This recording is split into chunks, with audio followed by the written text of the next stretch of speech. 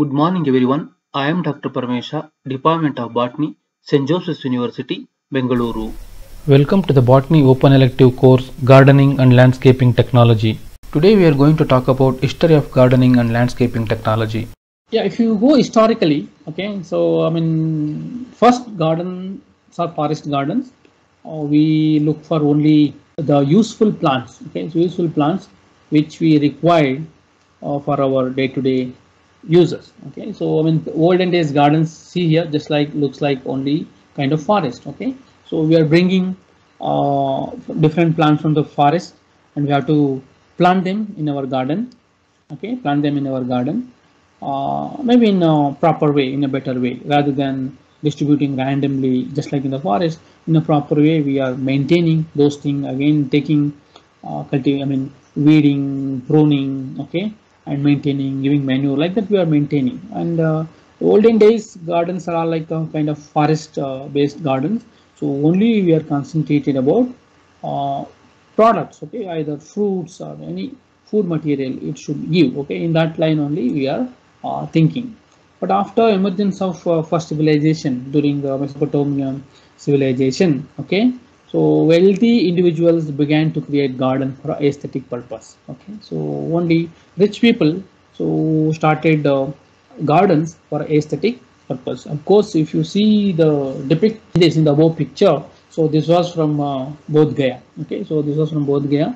So this first BC only. Okay, so it's quite old. Imagine the first BC only they have some idea about gardening. Okay. So apart from that, in ancient Egyptian tomb paintings from 1500 BC, okay, so provide some earliest evidences, okay, physical evidences of some ornamental gardens, okay, so and landscape design. Okay, so what the script actually paintings showed us, they depict on lotus pond in that time, okay, during ancient Egyptian time, in 1500 BC itself. So there was a lotus pond. So there's again a type of garden. I told if you take a garden, this is not just only plants, so they should have some construction, some walls, okay, some plants, okay, and non-plants, forms, stones, etc., etc. So they have found that painting. In that painting, okay, you can see in this painting, okay, so there is some construction. There's a pond. In that there was a fish, okay, so there was a swan, and all around that we can see, okay, so there's a lotus flowers there, some palms, okay, so and some acacias, okay, so these in this picture, so they found that of course the gardening was exist, and they it's a quite organized structure. Okay, so this is not like forest based what we have seen first. Okay, so it's a quite organized structure. Okay, of course this was possible only quite rich individuals, okay, in those period. Okay, these are maybe some non biology background student might have thinking what are these palms. So palms are like kind of, see, the date palm and coconut, these are also palms, and acacia. Okay, so acacia, many species are there in Bangalore. If you see something like these yellow flowers and some other flowers, even some pods, something like that. Okay, seeds, pods, we call it as a fruit, we call it as a pods here. Inside there are seeds. Somewhere if you see these type of fruits and these type of flowers, we can say these are all acacias and palms. Okay, you might have seen many palms, something like this. Okay, even our coconut, the date palm. Okay, so those are also palms. And at home also, some of you might kept some plants. This looks like a miniature of this. Okay, and another interesting one was hanging gardens of Babylon. Okay, so this is very important. If you search, you'll get lots of information about this. Okay, yeah, so this one is a hanging garden. This is actually engraving structure. Okay, so they made a color handmade painting for this, just how it was based. Okay, based on the some information. The marvel of mankind is a palace where it was there in so Babylon. Here the plants which we see on the terrace, okay, on the terrace, so that's why we call this is hanging garden. The hanging gardens of Babylon are one of the seven wonders of the ancient world. Okay, so now modern world, how we have a seven wonders of the world, like that even in ancient period also. So they had a seven wonders of the world, and that, so this was Hanging Garden of Babylon is also so one of the wonders of the world. It was said to have been built in the ancient city of Babylon. Why it is a hanging garden? Because hanging refers to trees being planted on raised structure. So generally what we believe, trees has to be there on the ground. Okay, trees has to be there on the ground, not on the roof. But in this particular, okay, hanging gardens of Babylon, you can see lots of trees, okay, so on the terrace, okay, on raised structure, okay. So on different, they see, so multi-story, multi-level building. On each level, you can see different types of trees. Okay, that's why they called hanging garden. Okay, so and that motivates for us nowadays for terrace gardening. Okay, lots of terrace gardening. Okay, so I mean what we have see here. So this is based on the information, okay, given in the script. Okay, in 19th century they made, okay, so engraving, okay, so they made engraving, and they put hand color, okay, and so bring this information, okay, so this must be, so was there, so during that period, okay, the first excavation actually showed the existence of hanging garden in Babylon, okay, so Babylon. So this was quite interesting, okay, by seeing this even today. I mean, we have not achieved so much, of course, in some of the one or the other areas you may see, but so we see in that 1000 BC itself, so they were actually done such amazing work. Okay, I mean that boosts many of us, I mean later stages, to have a garden, okay, and different structure, different level, and different purpose. Okay, so multi-scale and multi-purpose gardens were built. Yeah, this is again digitized painting of okay, so there was a waterfall also. See, this hanging garden along with waterfalls and building, so it looks really amazing. Okay, so that means to what we are calling today's terrace gardening, many companies are telling we are exporting terrace gardening, so and so, etc., etc. If you see that, so that was nothing. Okay, so in that time, with a minimal facility, so they have built such a wonderful garden. Okay, so hanging gardens of Babylon. Okay, so please read more on this. Okay, sometimes gardening and hanging gardens of Babylon would be 2 marks question for your exams. The wealthy ancient Egyptians, okay, so just initially they use providing shade, okay, providing shades. After that, okay, so they associated these trees into gods and believing that their deities were pleased to be by gardens. Okay, yes, of course, even nowadays you can see, okay, many trees we are worshipping, okay, Kamadhenu, Kalparuksha, something like that. We worshipping many trees, even coconut trees we are worshipping, because so the Lord Shiva is there in that. Okay, so it's representing Lord Shiva. Okay, so like that we have a various plant species. So that's why the garden is appealing for them. Okay, so where we can associate gods and their deities. Okay, so please them by gardens. Okay, to maintain such a good garden. And yeah, so many walls and trees we have seen in the previous thing. And among the most species, the date palms, sycamores, fig trees, nut, walnut. Okay, so those different nuts. Okay, we have those nuts trees and willows. Okay, so these are all very important tree species in their garden. Okay, but of course fig is nothing but a ficus trees are very popular even in India. So maybe you might have seen, so most of the ficus trees, okay, Ficus religiosa, okay, that's so people tree. Okay, so we are worshipping. In Kannada we used to call, okay, ala, hatti, arali. Okay, so these are all ficus and fig trees. So you might have seen, okay, many people worshipping this Ficus religiosa, that's early mara, ashwat tree. And early in the morning they do pradakshina. Okay, they take a round around those trees. Okay, we are worshipping them. Okay, so we are worshipping, and in fact something, okay, released by those trees is early in the morning is good for our health in one thing, and another these are all kind of keystone species. Okay, and the food they produce throughout the year. That's why in the name of this thing they planted several trees. Okay, all ficus trees, so across India.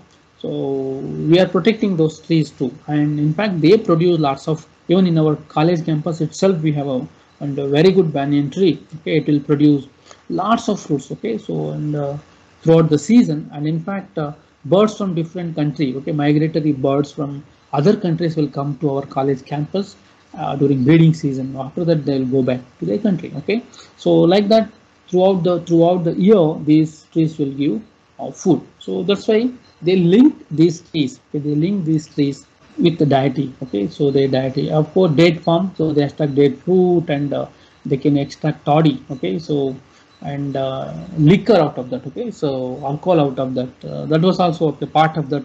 So kind of economically important plants. And apart from that, everyone is not having a garden. It's quite difficult. Not only today, even in those days. So that's the status. Okay, the symbol of higher socioeconomic status.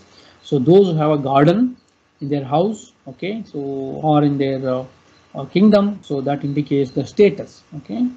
In addition, they grow vineyards. Okay, so again vineyards to prepare. Okay, wine. Okay, if they have a vineyard and wine, so again that is a, they comes under higher social category. Okay, the signs of higher social category, symbol of higher social category. Okay, in socio-economic status also, so gardens play a major role. Okay, so apart from that, of course, roses, poppies, daisies, and irises, these are all flowering plants. Okay, you know roses and opium, poppy, and daisies. Okay, the yellow color flower. So when it comes to different plant component, will discuss more, because some are herbaceous, some are shrubs, some are annuals, some are biennials. Okay, some are perennials. Okay, those different plants we are going to discuss when it comes to that time in subsequent classes. Okay, so this is how you right from the ancient periods all across the world. So they have some important aspects, and they played a major role in our civilization. Of course, if you see some of the pictures of what we got through script, it shows gardening was not just today's recent work. So right from first BC, it was actually in Bodh Gaya. They found the gardening was there, and in German gardener, okay, in 14th century, an American gardener in 14th century, the England gardener in 18th century. Okay, these are all so kind of depict shows that, okay, so there was a gardening. Okay, so there was gardening. It's not a new thing. So we had a so much, okay, so much information, okay, that drives us to reach what today's we have, and that is not like a stagnant science. So it's keep on going. Okay, it's keep on going. Okay, so still day to day life, so much research is happening in these lines. Okay, so gardening and landscaping. So nowadays you might have seen every house, every windows. Okay, so they are with the plants. Okay, so they are with the plants. Okay, so lots of scientific based study is happening in this field. Okay, so historically, so this is not new what I want to say. So these pictures, okay, so indicates that, okay, these paintings indicates that, so there was a gardening tools and techniques. Okay, and practicing was also there. So even, okay, so 14th century, first BC, even 1500 BC, where you can see hanging gardens of Babylonia. Okay, yeah, so this again some of the holistic picture where you can see so gardens of Martin Luther in Germany. So they are practicing. Okay, so they are practicing gardening, planting, whatever, and some vineyard and water availability. Okay, and fireplace. Yeah, so that's how they can relax, they can work. Okay, so they can enjoy the nature in the garden. Okay, so that's how. So historically, garden actually play a major role. At present situation, okay, of course, you are living in a Bangalore. Okay, imagine you are living in a Bangalore or a metro city. Why do we need gardens? Okay, at present situation, why do we need gardens? We can see the right hand, the top corner picture, how we have a building. Okay, so we have a concrete forest. Okay, concrete forest. So because of this, what happened? Okay, the urban environment, high-rise building, the parking areas, so network of road, they acquired major urban land. Okay, so of course in Bangalore we have more than 1 crore population. Okay, so most of our areas, of course, Bangalore is so quite better. We call it as a garden city. We have a more number of trees too. But if you see some of the other places, okay, some metro cities, relatively less. Okay, so the space is acquired for various this purpose. And you might have seen always there's a fighting between for flyovers, steel bridge. They want to cut thousands of trees in Bangalore again. The people so protest against that because we need a greenery. Okay, we need greenery.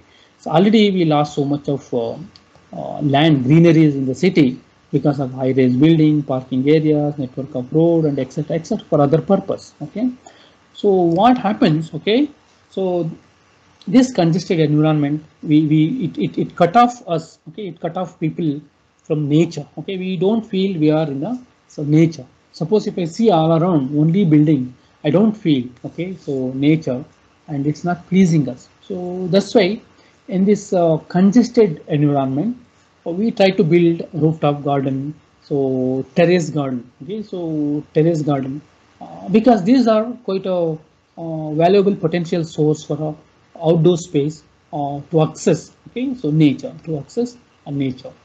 Um, and apart from that, okay, apart from that, when we lost visual contact with nature, we need some greenery. We have to achieve those greenery. So how to achieve? Okay, either we can go for a roof garden, terrace garden, and vertical garden.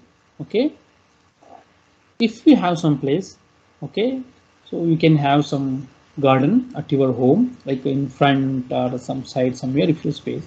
Suppose if you don't have a space for anything, at least we need to have one common garden. That's a kind of public property. Okay, so that's why, I mean, if you see any layout or if you want to build any layout, there should be some CA area. I mean, that means some public area where you need to have a garden. Okay, apart from that, the city like Bangalore, okay, so we need a relatively bigger garden. There's like Cubbon Park and Lal Park. Okay, so that's how we can bring back our nature and we can try to relate. Okay, we can try to relate. Okay, so to nature. And apart from that, you might have seen here. Okay, so and some kind of recycling will also done. Okay, some kind of recycling will also done, and sometimes we can get it. Okay, so some monetary benefits also from this garden. Okay, so that's why present situation. Okay, so gardens are must. Either it's a common garden like Lalbagh and Cubbon Park, big garden like city like Bangalore, or else okay some for each layout some common garden, common public place where people can go. Okay, so if they lack of any space at their home to build a garden, or suppose if they have garden, I mean if they have a good house and a proper roof, they can go for a rooftop garden. Okay, or a terrace garden. Apart from that, we have a effect called urban heat island. Suppose if your house, okay, or your city is completely covered with buildings, you can see here this is rural area, this is a city like a urban area, and this is the temperature. When it comes to urban area, the temperature is gradually increasing. If you go away from the city, if you go to the rural farmland area, the temperature will be decreased. That means, so this urban heat island occurs when cities replace natural land cover with a dense concentration of pavement, buildings, and other surfaces that absorb and retain heat. Okay, these concrete structure will absorb and retain the heat. Okay, retain the heat. So this will actually leads to energy consumption. Like because to overcome this heat, so we'll use air conditioning. Okay, air conditioning. Again, the energy we have to pay for that, and we using chlorofluorocarbon. Again, that is so problematic for our ozone layer, and the pollution level will increase. Okay, and heat related illness will be increasing. So to overcome this, okay, so if you really maintain, okay, terrace garden, common garden, layout garden, and kind of urban garden, common garden, so we can come up. Okay, so come up these problems. Okay, so and what happens, these gardens will be kind of additional insulation to a building. Okay, additional insulation to a building or to the place or to the city. So that's why we are always so struggling to retain our vegetation. So whenever they come for some mass, okay, so cutting of trees in the city, so people will protest. Why? Because we really require these trees to overcome all these things. Okay, and lastly, gardening is fun too. Okay, so if you maybe you might have already experienced this, otherwise you start doing things. Okay, small gardening at home, okay, even if you have some small space, so start cultivating some plants, do cuttings. Okay, so and layering will teach you. Okay, so some cuttings, layering, grafting, those things. Okay, if you start those things, plant, and if you see, so every time it sprouts. Okay, when it sprouts and if germinates and it produce flowers, okay, you feel, okay, you feel comfortable, you feel happy. Okay, so it pleased you. Okay, I mean, it's a kind of stress buster for you. Okay, so that's why gardening is fun too.